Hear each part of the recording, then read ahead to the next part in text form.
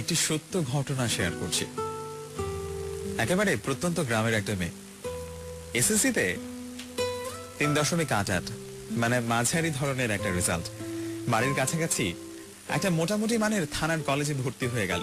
কাছাকাছি মানে কিন্তু বাড়ি থেকে 4 কিলোমিটার দূরে, কোনো যানবাহন নেই, হেঁটে যেতে হয়। বৃষ্টির সময় হাঁটু কাদার মধ্য দিয়ে ওরই অনেক ক্লাসমেটই ছোটবেলা থেকে ঠিকমতো টিচার পেয়েছে, ওর ক্লাসমেটরা কোচিং এর সুযোগ পেয়েছে। সচেতন বাবা মার সন্তান বলে পড়াশোনা কিভাবে করতে হয় সেটাও জানতে পেরেছে অনেক আগে থেকেই। মেয়েটা এত কিছু কোনোদিন স্বপ্নেও ভাবেনি। কখনো কারো কাছে প্রাইভেট পড়ার সামর্থ্য কিংবা সুযোগ কোনোটাই ছিল না তার। একদিন কলেজের ইংরেজি শিক্ষক মেয়েটাকে বললেন, তুমি আমার ব্যাচে আসো। মেয়েটা সাথে সাথে বলল, না স্যার, আপনার ব্যাচে যারা পড়ে ওরা তো ইংরেজিতে অনেক ভালো, আমি কিছুই পারি না স্যার, আমি যাবো না।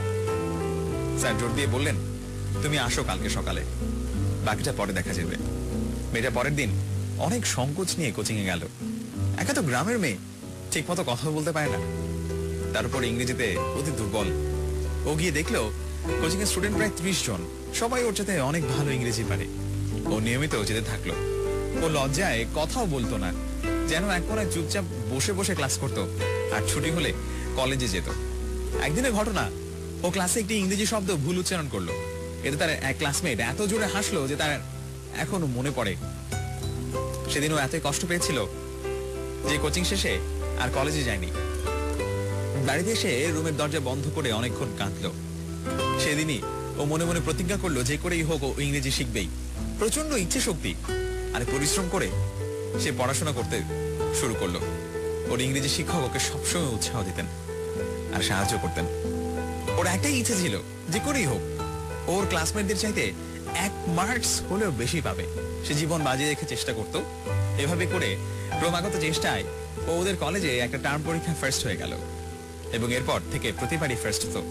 যে মেয়ে একটা সময় ইংরেজি শব্দ উচ্চারণ করতে পারতো না, একেবারে সহজ গ্রামারও সে বুঝতো না, ভোকাবুলারির অবস্থা ছিল একেবারে শূন্যের কোঠায়, সেই মেয়েটি এইচএসসিতে ইংরেজিতে A+ পেল।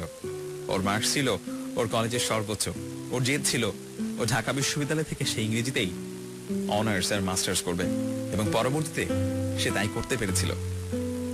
আরেকটা ঘটনা ওর জেদ বাড়িয়ে দিয়েছিল। এসএসসি পরীক্ষার দেওয়ার পর রেজাল্ট বের হওয়ার আগে ও একটা অ্যাডমিশন টেস্ট কোচিং এ ভর্তি হয়েছিল।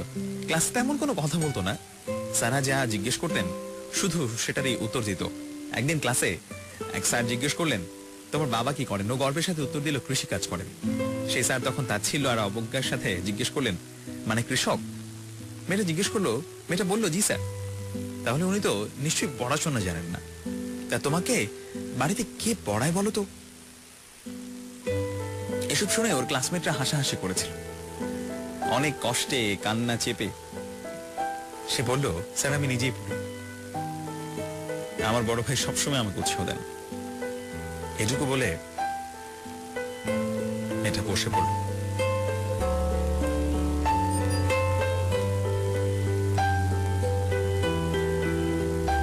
অ্যাডমিশন টেস্টের রেজাল্টের পর কোচিং থেকে ওকে ফোন করেছিল ছবি তোলার জন্য। ওদের ব্যাচ থেকে একমাত্র ওই ঢাকা বিশ্ববিদ্যালয়ে চান্স পেয়েছিল। কোচিং এর লিফলেটে ওর দরিদ্র নিরক্ষর কৃষক বাবার সাথে ওর ছবি ছাপা হয়েছিল। সেদিন ব্যাচে ওর এক ফ্রেন্ড ওর বাবার পরিচয় দেওয়ার জন্য ওকে গাধি বলে বকাঝকা করেছিল এবং বলেছিল, এই পরিচয়টা ট্যাক্টফুলি এড়িয়ে গেলেই তো ভালো হয়। আর সে মেয়েই এখন ওর কৃষক বাবা আর ওর গ্রাম্য যৌথ পরিবার নিয়ে সবাইকে মাথা উঁচু করে গর্বের সাথে বলতে পারে, সেই ছোট মেয়েটা ওর অসাধারণ সুন্দর গ্রাম্য পরিবার নিয়ে সারা জীবনে গর্ব করবে